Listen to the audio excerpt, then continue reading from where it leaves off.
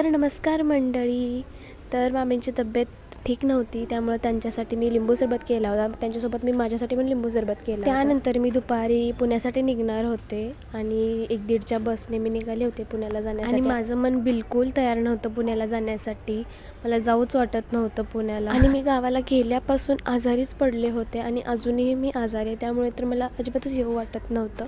तर कसं बसं मी हे आजारी तोंड घेऊन घरी पोचले 7:30-8 वाजता. आणि तुम्ही पाहू शकता माझा अजूनही आवाज बसलेला आहे. तर आता मी फ्रेश झाली आहे. तर आता मी तुम्हाला दाखवते की मम्मीने मला काय काय दिलं आहे. ढॅन. तर मम्मीने मला बरंच काही दिलं आहे आणि मी तुम्हाला ते दाखवते. तर मम्मीसोबतच माझ्या मामींनी मला दिलं आहे आणि यामध्ये द्राक्ष आहेत आणि ते माझ्या मामींनी मला दिली आहेत द्राक्ष, कारण मला द्राक्षे आवडतात. आणि ही द्राक्षे मामींच्या माहेरकडून आली आहेत, कारण त्यांचे मम्मी पप्पांची बाग आहे द्राक्षांची.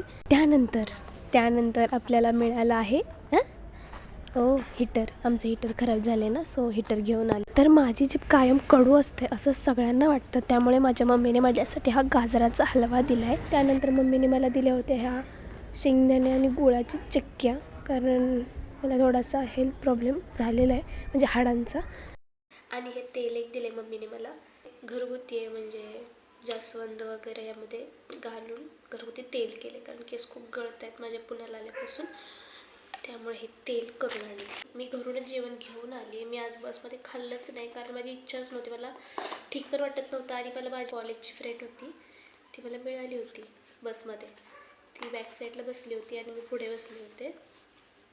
आम्ही नाश्त्यासाठी उतरल्यानंतर मी नाश्ता नाही केला, पण मला भेटली आणि मी घरूनच ठेचा आणि चपाती आणली आहे. आणि मला ठेचा खूप आवडतो, त्यामुळे मी ठेचाच करून आणला. जेवायला या गाईज, जेवायला या.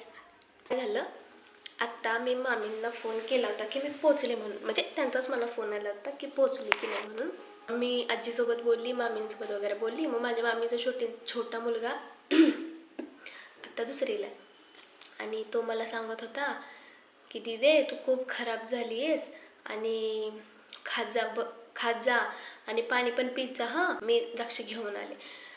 तर मला म्हणतोय, दीदे तू काळी द्राक्ष घेऊन गेली आहे की तुझ्यासारखी गोरी द्राक्ष घेऊन गेली आहेस?